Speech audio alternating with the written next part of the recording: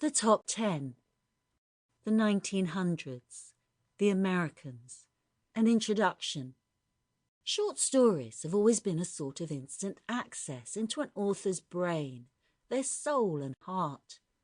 A few pages can lift our lives into locations, people and experiences with a sweep of landscape, narration, feelings and emotions that are difficult to achieve elsewhere.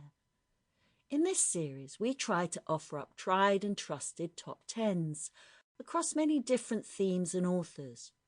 But any anthology will immediately throw up the questions: why that story? Why that author?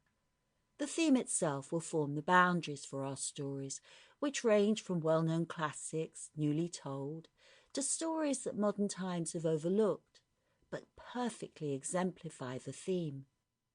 Throughout the volume, our authors, whether of instant recognition or new to you, are all leviathans of literature.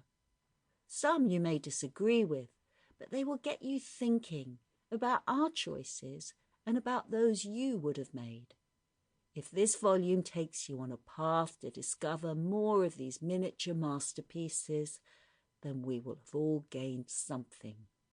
A new century dawns, one in which America would become preeminent as its industrial might and military power rose above all others. In literature, too, its authors tackled new forms and new ideas. They shied away from little, immersing themselves and their readers in the promise of a new century.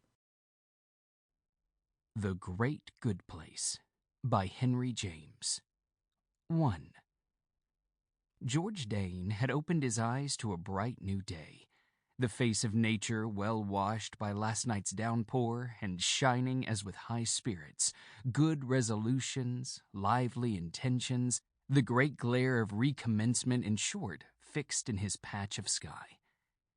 He had sat up late to finish work, arrears overwhelming, then at last had gone to bed with the pile but little reduced. He was now to return to it after the pause of the night.